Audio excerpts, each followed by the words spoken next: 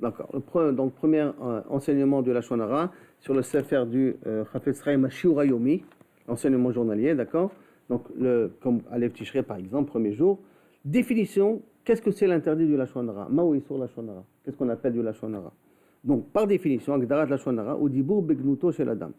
C'est-à-dire que parler des choses négatives sur la personne, des choses que les gens n'aiment pas entendre sur la personne, O Dibour Ha'alul Ligrom Nezek Lazulat.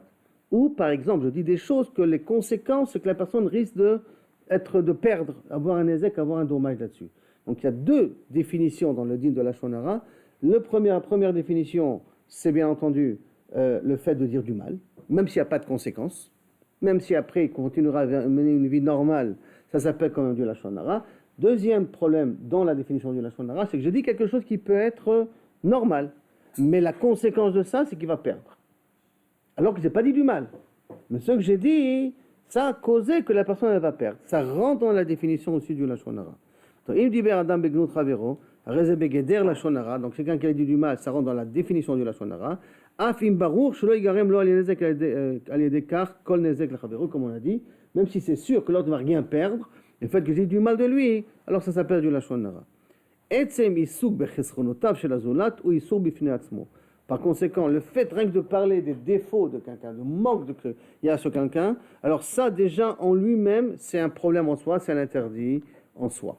Donc par exemple, si pour davar alou ligrom nezek les mishéou, vaïzem prina kaspit, goufanit, onafshit. Bien entendu, quand on raconte une histoire qui risque de causer un tort à quelqu'un, il n'est pas forcément un tort financier. Même si c'est un tort sentimental, même si c'est un tort physique, un tort mental, kol nezek acher, ça rentre dans la Lachon Hara. Par exemple, il rentre à la maison vexé.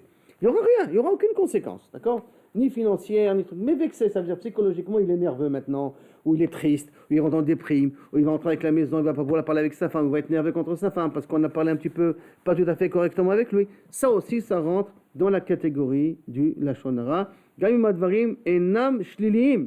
Même les choses qu'on a dit ne sont pas négatives. Mais si ça les a atteints au niveau psychologique, ça l'a attristé, alors donc ça là, il y a une guia nafshit, alors à ce moment-là, inachenami, si je raconte une histoire qui risque de causer à quelqu'un un tort, qui est un tort psychologique, je rentre aussi dans la définition du Lachon Hara.